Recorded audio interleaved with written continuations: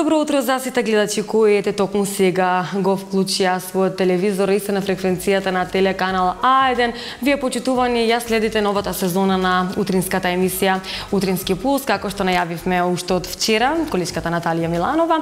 Ја започнуваме со нов термин од 8 до 10 часот, со нови теми, гости, јавувања секако од нашите дописници од Југоистокот и уште многу други интересни содржини. Оние кои што се уште од самиот почеток на нашата емисија успеа во првиот дел од емисијата да ги проследат сервисните информации, односно да слушнат какво време не очекува, каква е состојбата на патиштата, кои што информации нели од Автомотосојузот на Македонија за сите оние кои што планираат ова утро или во текот на денот да патуваат некаде и секако информациите од Центарот за управување со кризи. А ние продолжуваме понатаму со нашите останати содржини кои што ни се подготвени за ова издание. Во последните неколку години во Македонија е воведена нова метода во ортопедијата за класичните операции, односно така наречена артроскопија.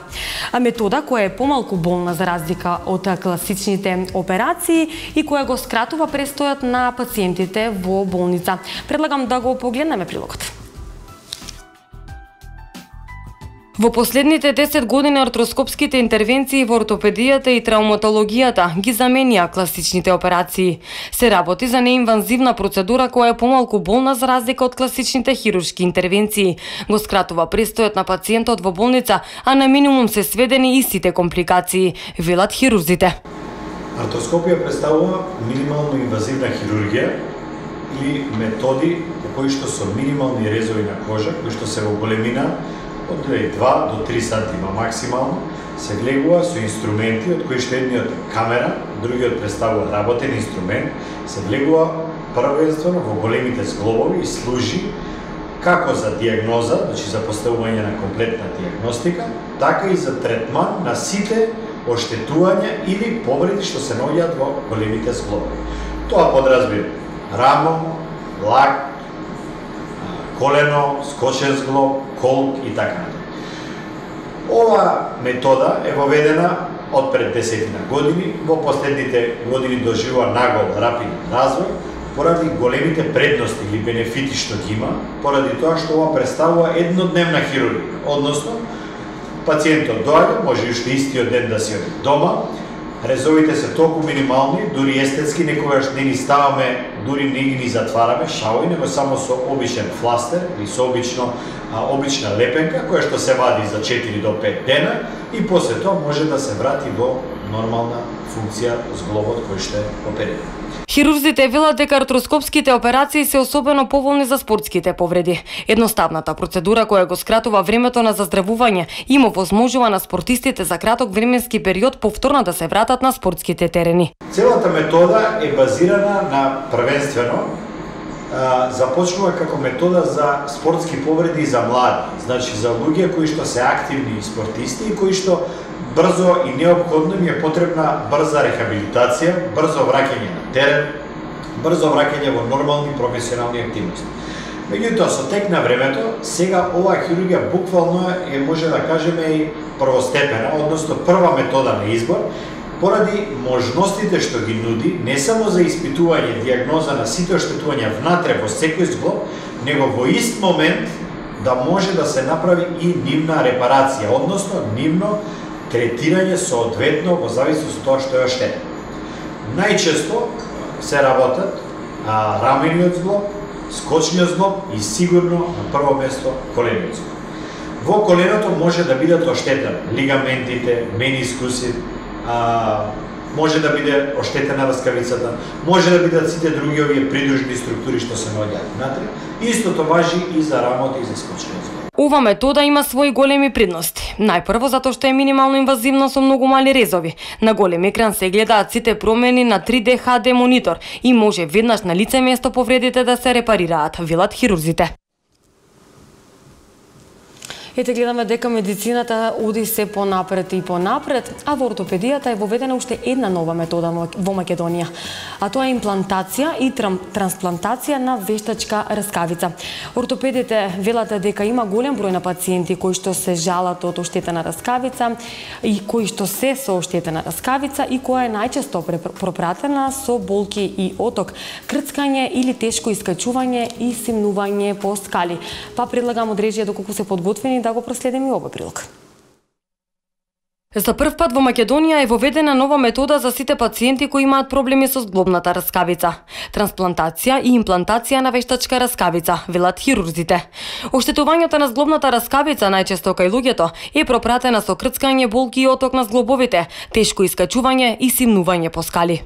Најинтересна сепак за широката популација представува третманот на раскавица. Тоа е метода на која што и докторирав, која што едно подрачје, едно големо море од сложени патолошки состојби или така наречени заболувања, од кои што се најчести тие дегенеративни или така наречени нели што ги викаат старите шилци или оштетување на зглобна раскавица, при кои што секој пациент доаѓа со проблеми со крцкање, со болки, со оток, со тежното качување, симнување по скали и така. За таа работа, значи, оваа метода, првенствено покрај диагностика, значи точно и 100% да се визуализираат како изгледа оштетена раскавица, воведовме една нова метода, да е за прв пат овде во Македонија што е направена, правиме трансплантација или имплантација на вештачка раскавица. Значи тоа се готови од светски компании раскавици направени, кои што се колаген посебен, кои што го имплантираме на лице место, значи во истиот ден, за време на интервенција да се имплантира и по 5 до 6 недели доаѓа до негова така наречено враснување на целата овој вештачки трансплантат и нормална функција на обновување на зглобната функција во коленот. Хирурзите велат дека доста често доаѓаат пациенти и со болки во рамото, неможност за негово подигање и обавување на нормални функции. И во такви случаи помага артроскопијата, но сепак тие најпрво препорачуваат преглед кај соодветен хирург. Истото важи и за рамото. Многу честа патологија која што луѓето кога доаѓаат овде ни се јавуваат со болки во рамо, со неможност за подигање на рамото, неможност за обавување на нормални функции во рамениот склоп. Истото тоа, значи, може буквално комплетна визуализација на мускулите, на тетивите и на зглобната раскавица на рамо. Да кажеме како иде редоследно од овде. Пред да се направи артроскопија, затоа ја препорачувам секогаш да се доаѓа на преглед кај соодветен хирург, травматолог или ортопед, кој што прво ќе направи клинички преглед.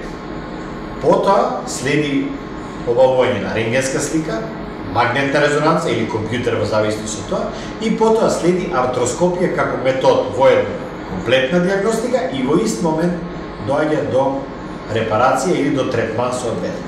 Основната предност на овие артроскопии на оваа минимално инвазивна метода е брзата рехабилитација, првенствено за спортистите, бидејќи со таквата метода тие многу брзо се враќаат на спортските терени, велат хирурзите. Тие велат дека компликациите се многу помали за разлика од секоја друга класична операција.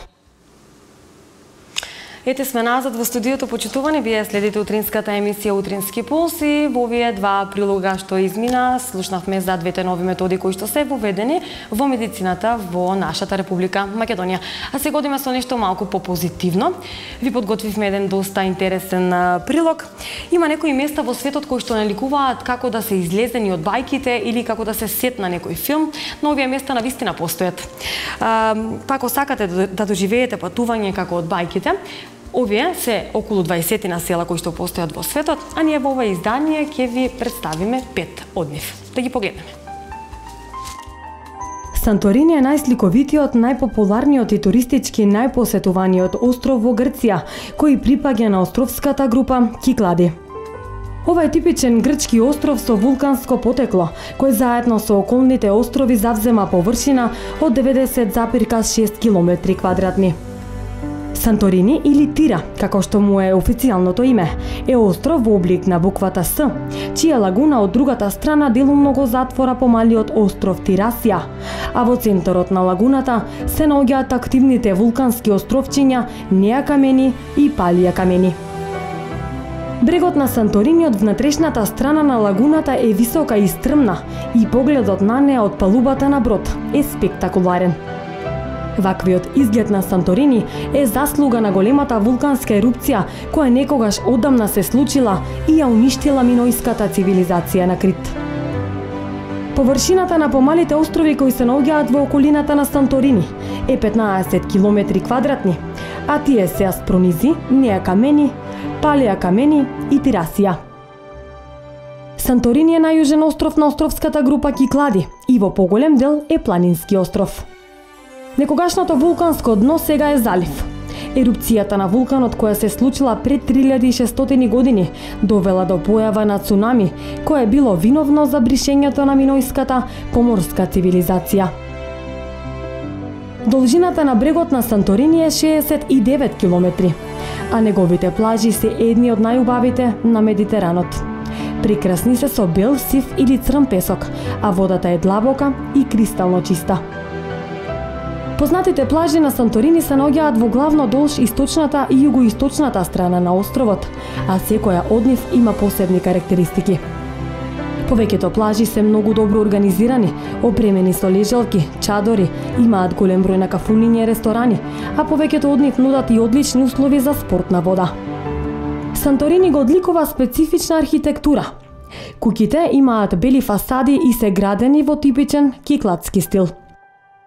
Вреди да се посети Акротири, праисториски град и најважен локалитет на островот, како и црквите, кои поради својата бела боја, како да воздивнуваат мир и свежина.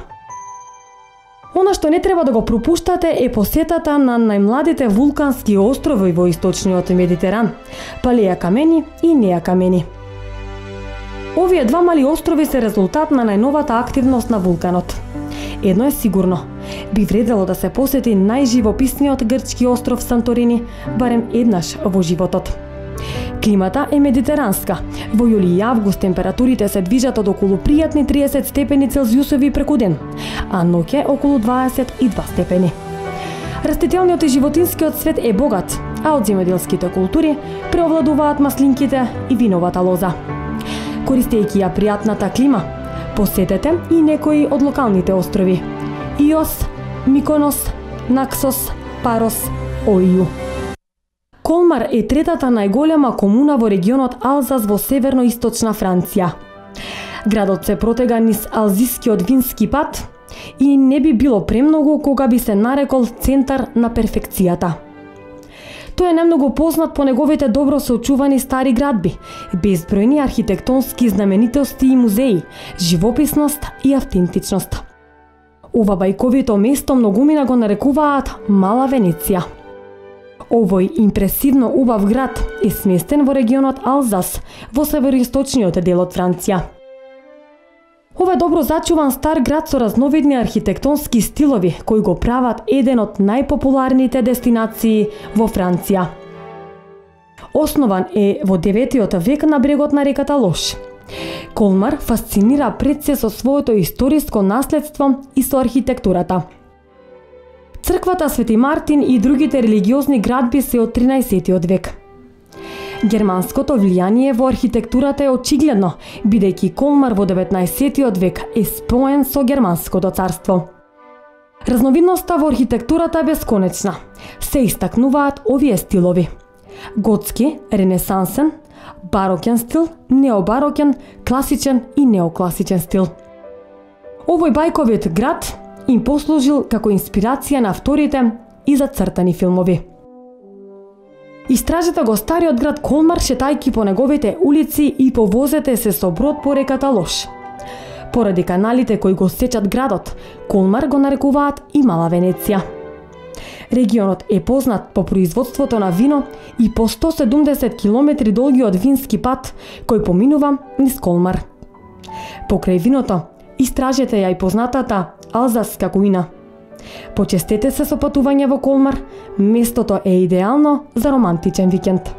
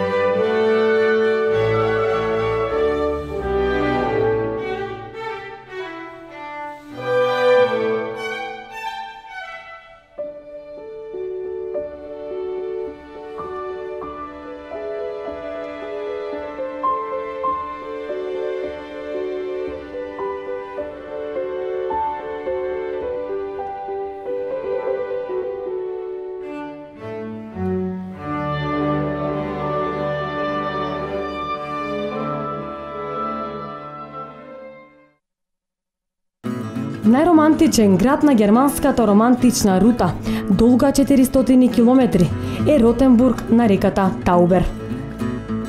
Капијата на ова средновековно место секоја вечер до ден денес ја заклучува ноќен чувар во 20 часот. Градот е толку убав што на американците им било жал да го бомбардираат на крајот на Втората светска војна. Го разобувуваат фонтани, куќи од средниот век, саат кула и дзидини кои се продаваат на метар. Средновековен град што постои уште од 10 век и се наоѓа на романтичната патека што води низ живописниот пат низ Баварија. Ротенбург има многу историски згради достојни за восхит, а туристите секогаш застануваат кај средновековниот одбранбен зид, музеј на криминалот, но и музејот на кукли и играчки.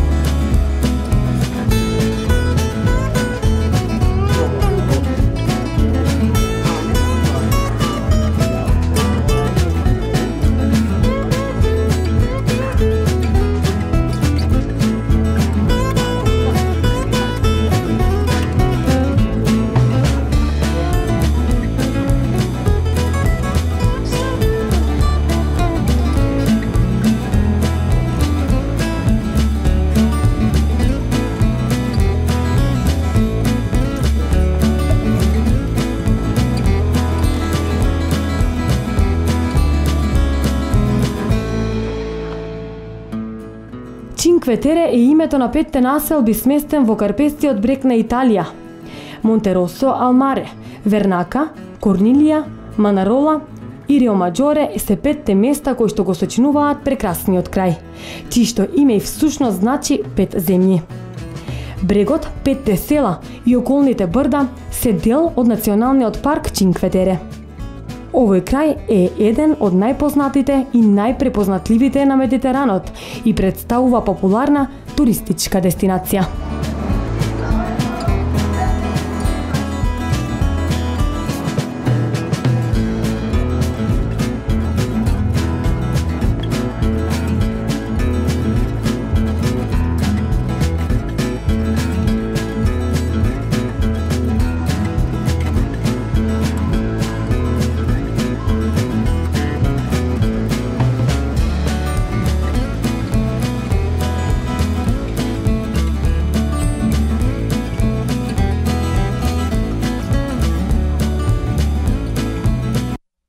Селото Гуаланг на планината Тајханг во Кина се наоѓа на височина од 1700 метри, а единствен пат до цивилизацијата му е тунелот што го прокопале самите жители во карпестата литица. Замислете дека живеете на врв на карпа на височина поголема од 1700 метри, а единствен пат што постои се 720 скалила. На овој начин 600 години изгледа животот на жителите од кинеското село Гуаланг. И покрај тешката природна средина, локалното население самото ископало тунел во планината за да си го олесни преминот и комуникацијата со цивилизацијата. Селото Гуаланг на планината Тајханг, што се наоѓа во централната кинеска провинција Хенан, го привлече вниманието на медиумите најмногу поради фасцинантниот тунел долг 1,2 километри. Во селото речиси 600 години живее мала група на земјоделци, на кои единствен пат им представуваат 720 камени скалила на околу 200 метри високата карпа. За подобрување на условите за живот, 13 жители од селото кон крајот на 1960 година одлучиле во карпата по селото да ископаат тунел. Предводени од Шенон Мингсино, тогашен главешина на селото, земјоделците ги продадале козите и растенијата и купиле чекани и челичен алат. Тунелот бил завршен по 4 години и во 1972 година конечно бил отворен за јавноста.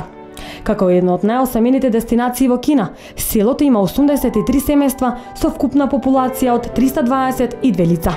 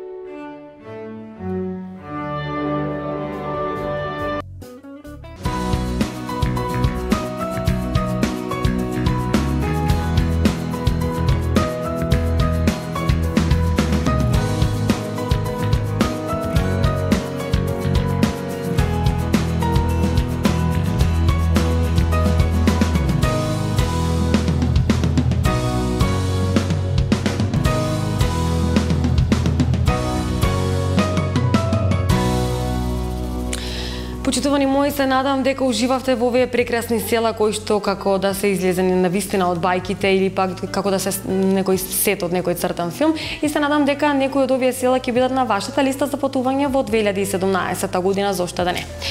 А сега пред да ги најавиме флеш вестите и блок рекламите, имаме уште една информација. Плюс, во 2016 година преку Систем 48 решени се 1817 проблеми на граѓаните. Да видиме зашто станува збор.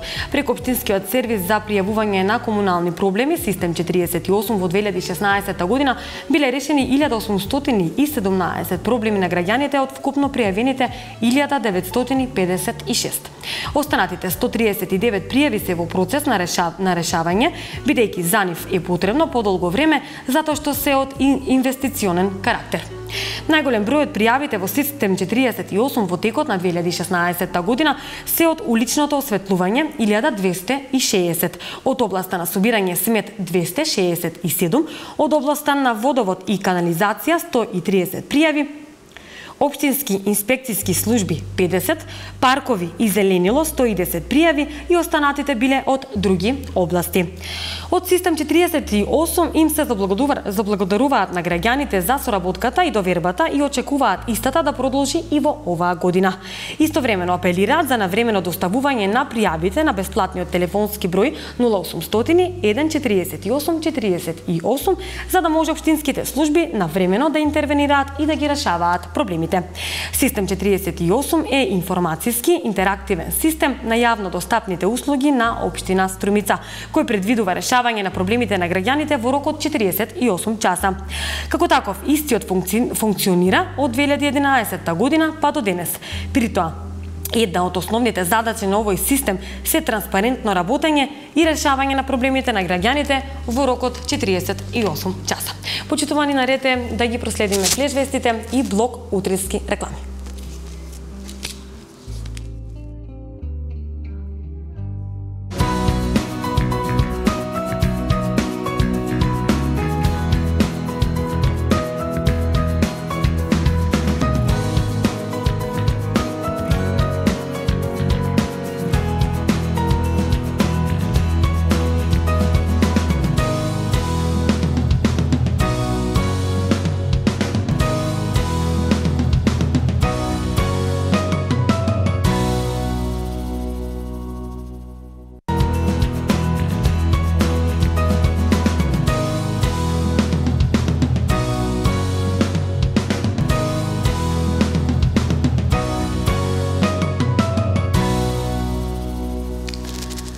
И добро утро повторно за сите оние гледачи кои токму сега се вклучени на нашата фреквенција телеканал А1. Вие почитувани ја следите новата сезона на утринската емисија Утрински пулс, која што ја започнавме од вчера со нов термин од 8 до 10 часот.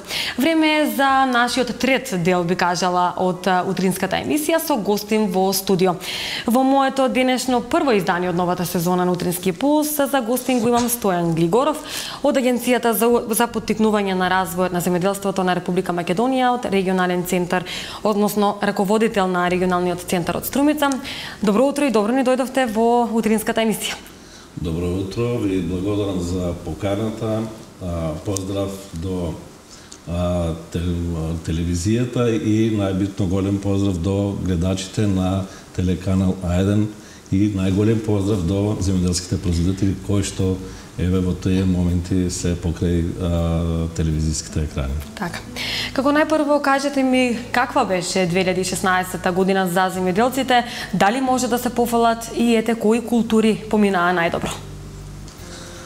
Да, значи 2016 година како година не беше баш едноставна за производството, поточно за земјоделското производство, бидејќи во таа област сме директно вклучени како агенција за поттикнување на развојот на земјоделството, го следиме развојот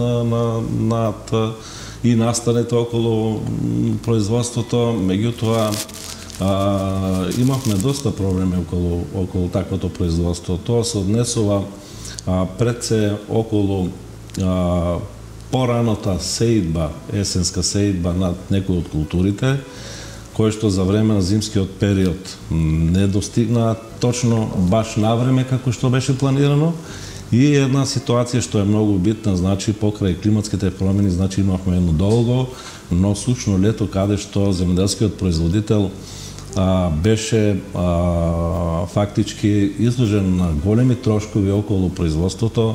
Значи имаше суши каде што имаше недостаток од вода за наводнување пред се, беа приморани земјоделските производители ради големите температури и испарувањето од почвата да вршат чести наводнувања, кои што таквите наводнувања, поточно наводнување од бунари кај што вршеа такво наводнување, беше пропратено со поголеми штети, бидејќи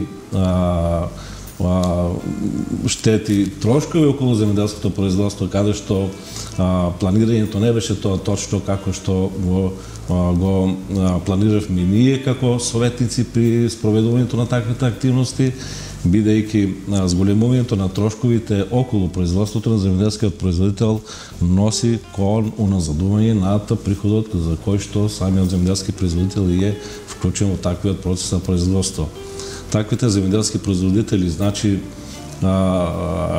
и околу разноврстноста на производството, значи, се произведуваат во нашиот регион повеќе видови на производи и култури, сметајки од градинарството, па овоштарството, лозарството. Можам да спомнам дека доста големи површини се засадија со овошни култури, значи површини кои што не беа опште планирани за некое производство. Дојде до идеја да таквите површини се веќе употребат и да не стојат како не употребувани. Меѓутоа се случува почесто и понатаму во овие години култури кои што се произведуваат за директно на пазар, значи за домашен и за извоз, меѓутоа и за преработувачките капацитети. Тука може да споменеме дека како култура имаше доста големо производство околу корнишонот, кој беше застапен и во првиот дел кој што јуни-јули месец се произведуваше, што не беше факт во други години да се произведува. Значи не асоцираше ако корнишон се произведува, го произведуваме во есенските, значи месеци, меѓутоа ова година, значи имаше потреба од нашите земјоделски овој производители и преработувачи, каде што земјоделскиот производител сметам дека доста добро помина околу пласманот на таквото производство, бидејќи како финален производ го произведуваат преработувачите. И пожелно е понатаму да се оди како и пиперката од типот на капија, кои што го произведуваат, кои го преработуваат нашите преработувачи, кои што во нашата држава ги има можда не во големи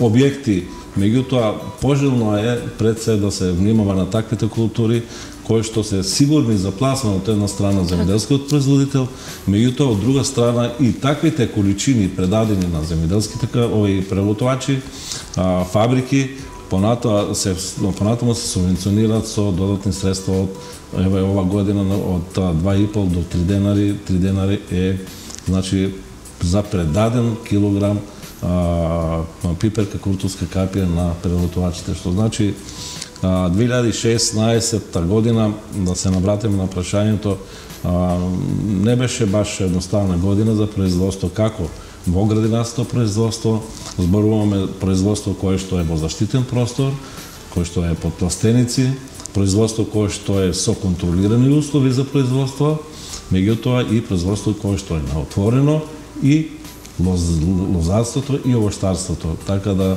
сметам дека беше не толку лоша година за производството. Да, точно проседан со зголемени трошкови, меѓутоа ете така некако земјоделскиот производител како и секоја година со вложување големи напори околу таквото производство дојде до едно сумирање позитивно. Така. А што очекуваат пак земјоделците од 2017 година? Според вас, каква ќе биде, имајќи го во предвид лошиот старт на зимскиот период со екстремно ниски температури и врнежи од снег? Така е, значи точно е дека се судривме со една такви климатски ситуации каде што се доста неповолни како за растителното или земјоделското производство, така и за другите култури, тука спаѓа и сточарството. Значи, земјоделските производители беа навреме обавестени дека се приближува таков бран над промени, над негативни температурни разлики, меѓутоа дојде во ситуација да навлеземе во зимскиот период до длабоки ниски температури, значи кои што отидоа и до минус 20, 18, минус 20, па до минус и 22 степени. Тоа не се случајни. Ние како Агенција за поттикнување на развојот имаме такви трибини каде што често пати и обуки, често пати ги споменуваме тие климатски промени кои се случуваат, се приметуваат, како што спомнавме порано, значи со високите температури, долго временски, ќе се содружиме и со ниски температури, значи тоа се со глобалните климатски промени ќе го приметуваме тоа и понатаму. Меѓутоа, земјоделскиот производител треба да биде припремен до некаде да може да се снаоѓа во таквите ситуации. Таквите минусни температури доведоа за некои од културите да бидат веќе во доста лоша состојба. Значи, подрачјето го пратиме, состојбите ги пратиме, значи не се однесува само минусни температури кои што се во дневните часови, туку ноќните часови каде што земјоделскиот производител ги гледа само дневните состојби какви се, меѓутоа се доста минусни температурите и во ноќните часови каде што е уште поопасно. Некои од земјоделските производители бие припремани и до некаде можам да споменам се во добра состојба таму каде што имаме дополнително грејење, значи каде што земјоделското производство е со загревање и доваѓање до некој степен до оптималните услови за развој. Меѓутоа, таму каде што не се загреваат, посебно ќе споменам за културата зелка која што е во нашиот регион плански над 1400 хектари планирани површини, каде што земјоделскиот производител ги расади пред време таквите култури, можам да споменам 15 до 20 дена за разлика од ланските месеци, и така да ти не се во добра состојба каде што се засадени. Се приметува со самото растение, се трудат да ги заштитат, меѓутоа ова растение е жива материја, значи ниските температури и како култура е поотпорна, значи меѓутоа на толку временски период и е константно со ниски температури, минусни температури, се приметува дека нема никаков пораст, ни пак показател дека таквите растенија ќе продолжат понатаму. Можно да вегетират со временски услови ако се подобрат, меѓутоа со подобрувањето на временските ситуации ќе го приметиме, тогаш ќе ги приметиме сите ситуации кои што се на негативно одразени во тој период сега, како што се случуваат не само во градинарството производство, зборувам за градинарството производство, тоа се случува и во овощарството и во лозарството. Значи, ако ги согледаме во една состојба како растително производство, ќе имаме штети во делот во градинарството, кој што е расадено на стално место, меѓутоа сме присутни таму каде што површините се припремени, меѓутоа не се расадени на стално место културите, зборувам посебно за зелката, бидејќи сметаме дека 20 до 30% се зголемени површините за засадување, планирани за засадување на зелка. Меѓутоа, од друга страна се намалени површините за 20 до 30% за засадување на домати, што не беше тоа случај. Значи, сепак, наши видувања се и во расадопроизводството има одредено време и одреден термин до каде може тоа растение да вегетира. Ние веќе имаме 60 до 70 дена кој што е расадо веќе во леите. Значи, не дозволува од временските услови да се изврши расадување на стално место, бидејќи таму ќе бидат други климатските ситуации и услови, ќе нема прифаќање на таквите растенија и што понатамо, што е многу битно, доаѓа до ситуација по-конкретно кај зелката, значи она е двогодишна култура, меѓутоа директно да помине да не формира во првата година глава за консумација, туку поминува веднаш во цветно стебло или процветување на таквите стебла, кои што понатаму значи и го ја надминуваат тој стадиум од прва во втора година. Така. На кои земјоделски култури најмногу се одразија ниските температури и како земјоделците се соочија? Затоа што после многу години и тие се соочија со екстремно толку ниски температури и многу врнежи од снег. Да, не се очекуваше толку голем да биде временскиот период. Временскиот период на ниски температури. Имаме ние податоци и ситуации, случување каде што ако не се лажам 2003 година дојде до иста таква ситуација каде што температурата падна до минус 26, 27, минус 27 степени Целзиусови, каде што дојде до состојби тоа во состојби каде што беа земјоделските култури под пластерици доста во подминати фази на развој, меѓутоа дојде кај посебно кај лозовите наследи каде што дојде до обновување на стеблата. Значи такви ситуации имавме во 2003 година, сметам, ти беше тоа. Меѓутоа понатаму дојде до повторна обработка, повторно засадување на производство на други култури, измени во планирањата и така натаму. Меѓутоа не очекувавме дека ќе потрае толку временски период за да дојде до такви негативни последици. Не е секаде таква состојбата. Зборуваме за Струмичкиот регион, за нашиот регион, каде што не се доволно заштитени тие култури. Меѓутоа, таму каде што имаме дополнителни грејење, значи тоа пример Банско, со употребата на термалната вода, не е таква состојбата. Таму каде што, значи, земјоделскиот производител внимава доволно како да ги заштити и во текот на ноќниот период и во текот на денот, не е таква состојбата. Значи, ќе имаме негативни состојби, ќе имаме некаде и измени на таквите култури, значи за орување и уштување и понатаму планирање и засадување на други култури кои што ќе бидат по наши препораки со пократок вегетационен период. Така. А дали снежната покривка беше штетна пак за житните култури со оглед на тоа што и се уште се најавуваат врнежи од снег? Снежната покривка што се однесува до житните култури не придонесува штети над нив.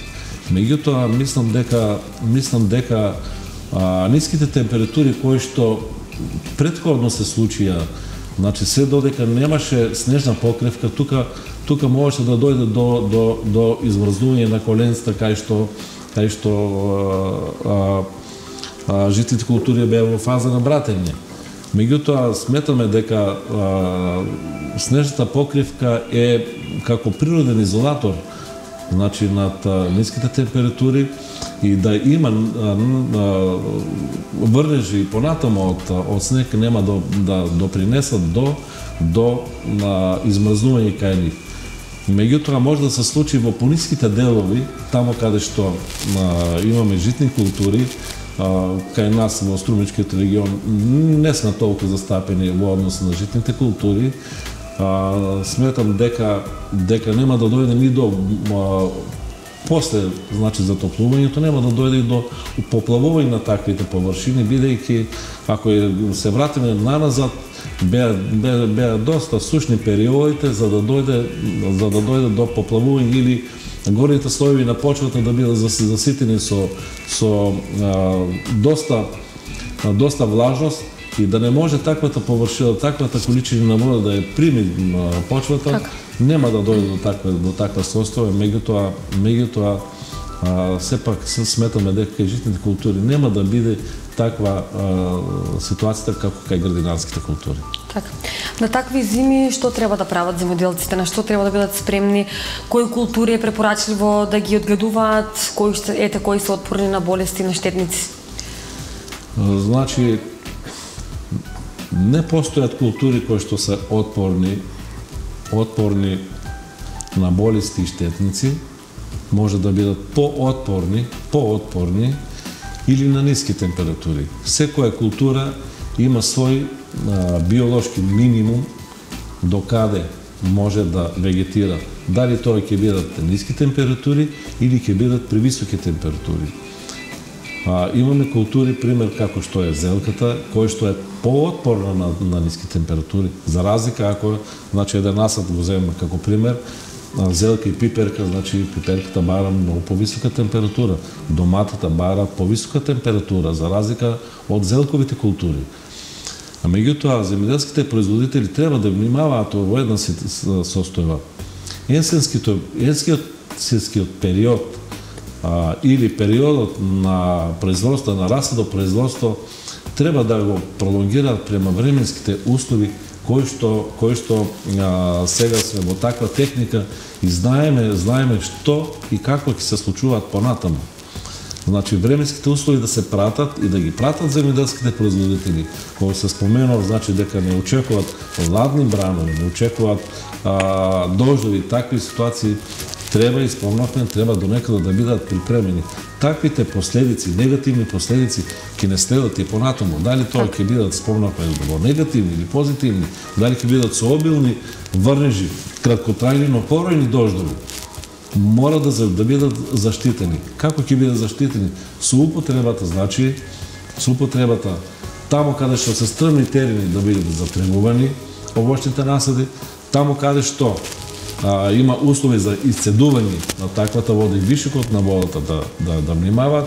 Меѓутоа, во секој случај препорачуваме семејскиот материјал кој што го набавуваат да биде со пократок вегетационен период, да биде сертифициран семејски материјал или пак посадочен материјал за овошните насади добра обработка и таквите прерано садење или производство може да биде ако е годината како да се навратиме на претходната, каде што во јануари месец имавме ситуација на садење на довошни насади во јануари, што сега не е случај. И сега имаме ситуација, доаѓаат земјоделски производители, се заинтересирани за подигање на овошни насади. Меѓутоа, временските услови не дозволуваат да се изврши таквото садење над површините кои што се од есенскиот период припремени за засадување, меѓутоа моменталните услови не дозволуваат тоа да се направи, бидејќи и не им препорачуваме, бидејќи ќе направат проблем за понатамошниот раст и развој и прифаќање на самото растение, бидејќи се условите минимални за развој на таквите растенија. Така. Споменавте, нели, во истото прашање дека постојат земјоделски култури кои што се поотпорни на инсекти, на болести, на штетници, се извинувам. А дали ниските температури пак ги уништуваат инсектите и болестите кај земјоделските култури? Кога веќе ги имаме тие ниски температури? Така е. Поголем дел од зависи ако веќе зборуваме во делот на инсектите, во делот на болестите, тие, значи, зависи во кој стадиум презимуваат. Ако се зборуваме за инсектите, дали тие се во стадиум, презимуваат во стадиум на јајце, во стадиум на имаго или возрасен инсект, или во стадиум на ларва, презимуваат во површината на почвата, некои презимуваат подлабоко во почвените слоеви, како што е нематодата, таа мигрира, значи, од по-високите,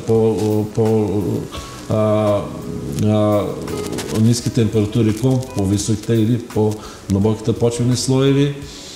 Сметаме дека дел кои што презимуваат и под кората на некои овошни насади, зависи кои инсекти се, сметаме дека поголем процент од таквите инсекти ќе бидат намалени за разлика од претходната година, бидејќи има доста голем дел на инсекти кои што презимуваат и во отпадоците од самите растенија, како и болестите кои што презимуваат, пример недобрата заштита во есенскиот период над овошните насади, лозовите насади допринесуваат некој дел од болести да презимуваат во самите пупки кои што понатаму се развиваат и при оптимални услови, топлина, светлина или влажност, доаѓаат до развој на таквата болест. За таквите ситуации секој пат препорачуваме заштитата да биде обавена во есенскиот период и неминовно во зимска заштита, значи со одредени препарати и средства кои што стварно ќе делуваат над инсектите и болестите за понатамошен раст и развој, значи тоа е една превентивна заштита за поздраво растение, значи и поздрави квалитет, принос и така натаму. А дали со оглед на таквото време, со тие такви ниски температури кои што ги снајдете поточно на земјоделците, значи ли тоа дека ќе биде намалена појавата на земјоделските култури понатаму и што ќе се случи ако продолжат ниските температури во текот на месец февруари, например? Ќе има ли големи штети? За сега се најавуваат ниски температури, значи и понатаму се движат, значи дневни температури 5 до 6 степени, меѓутоа не минуваат кој зна колку и тоа е краток период кај што се покачува температурата, зборувам за нашиот регион. Така. Тоа се доста краток временски период. Меѓутоа сметам дека таму каде што ќе се примети дека нема да може да успее растенијата, земјоделските производители ќе морат да бидат преориентирани на други растителни видови да ги надгледување. Значи, дали тоа ќе биде одгледување и пополнување на таквите површини со други култури кои спомнавме, значи дали ќе биде тоа под заштитен простор од краставица до мата, застапени, значи други култури, засадување на нов посадочен материјал, значи друго расадо производство, тоа сметам дека ќе бидат таквите површини повторно засадени, меѓутоа делот кој што беше планиран за зелковите култури, кој што моментално ја пратиме состојбата, ќе бидат таквите површини сигурно со планирање на земјоделските стопанства и производители, а надополнати со други култури. Значи површините ќе бидат засадени, меѓутоа не во тој период како што сметавме дека тие култури имавме засадови берби во почетокот на април или втората половина на април, па до почетокот на мај имавме веќе засадување и до 15 мај имаме засадување на други култури како културска капија и така натаму. Зборувам, значи, под заштитени простори. Меѓутоа, разликата ќе биде друга пак на отворено, бидејќи имаме ние производство на отворено. Таму каде што ќе бидат производството што е планирано на отворено, сметам дека таквите култури ќе бидат и понатаму. Планирани култури ќе бидат засадени, тука нема да има некој проблем. Може да се случи само пролонгирање над периодот над одгледување. Значи, сметајќи, планирајќи дека порано ќе излеземе малку со пласманот, сега во таа состојба ќе одиме малку по-назад. Така, значи на тема земјоделие има да се зборува на вистина многу. За крај би ве прашала само каква е состојбата кај овошките и кај лозјето, пред да се одјавиме.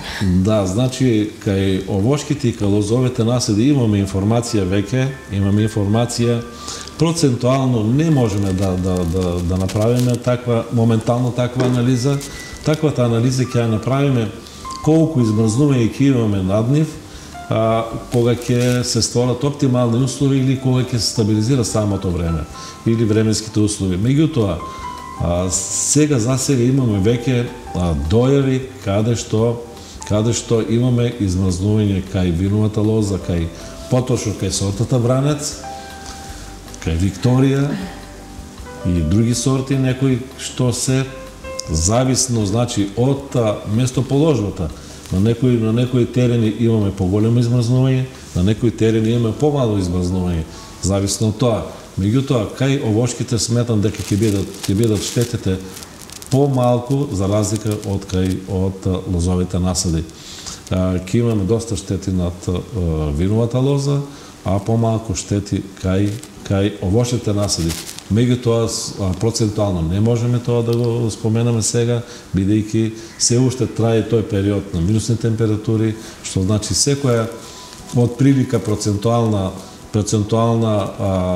искаженост нема да биде поточна, меѓутоа ќе имаме ние понатаму временски периоди кога ќе разговарам за поточни податоци за таквата состојба. Така, господине Стојан, јас многу ви благодарам што одвоивте време да гостувате во нашата утринска емисија. Јас се надам дека вашите совети ќе им бидат од корист на сите гледачи, посебно за земјоделците, и се надам дека повторно ќе ни гостувате со некоја уште така занимљива тема како оваа денешнава. Ви благодарам на поканата и ги поканувам земјоделските производители да и понатаму продолжат со советите и консултациите со стручните лица од Агенцијата за поттикнување на развојот на земјоделството и да бидат правилно упатени каде и што треба да направат понатаму за нивно добро и за посовремено, поквалитетно производство и накрај, што е многу битно, и за повисок принос за самото земјоделско стопанство. Така, јас благодарам уште еднаш. А ние, почитувани гледачи, одиме со нашата последна рубрика Доза хумор за убав ден и се одјавуваме.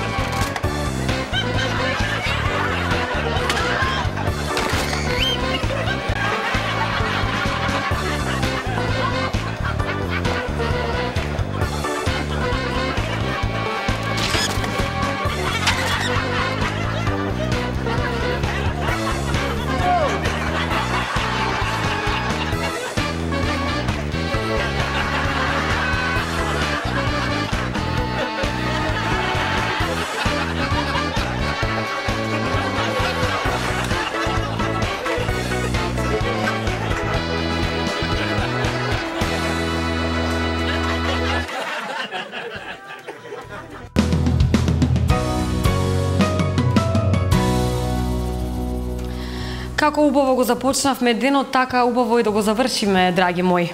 Убава мисла за убав ден за крај од нашето прво издание, мое прво издание од новата сезона на Утрински пулс. Животот е нешто што се случува додека сте зафатени и правите планови за други работи. Ако уживате додека го трошите времето, тогаш тоа време не е залудно потрошено. Постојат две главни мотивацијски сили – страв и љубов. Кога се плашиме, се оддалечуваме од животот. Кога сме залюбени, се отвараме кон се она што ни носи животот. Важно е прво да научиме да се сакаме себе си. Ако не знаеме да се сакаме себе си, не можат да не сакаат ни другите. Еволуцијата и надежта за подобар свет тргнува од тоа дека не смееме да се плашиме, да го живееме животот со полн здив. Верувам во се додека некој не ми го каже спортивното. Верувам и во самовили, митови и змаеви. Сето ова постои макар само во нашиот ум. Кој е тој кој може да ни каже што е сништа, а што е реалност? Сметајте ја својата старост според бројот на пријатели, а не според бројот на години. Почитувани, јас се надевам дека се што ви подготвивме за ова мое прво издание од новата сезона на Утрински пулс ви се допадна и успеавме да го задржиме вашето внимание. Со нови теми, нови содржини, нови гости се гледате со мене повторно во четврток. Утре сте со колешката Наталија Миланова. Имајте пријатен ден.